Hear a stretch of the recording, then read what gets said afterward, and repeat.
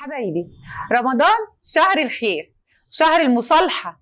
نصالح في مين ونصالحه ازاي؟ ده اللي هنشوفه. أنا فريدة من برنامج مع فريدة، وربنا يهدي سري. خلونا متفقين إن المصالحة مش بس للي زعلان مننا، المصالحة بتبقى نابعة من جوانا بالرضا. شهر كريم بديناه وماشيين فيه، وعايزين نصالح اللي زعلان مننا ونرضى عن نفسنا. طيب مين اللي عايزين نصالحه؟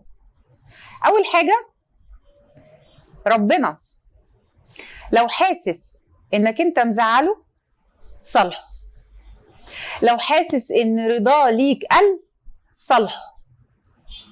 بداية شهر كريم واللي فيه كله بيعمل خير، كل الناس بتدور على رضا ربنا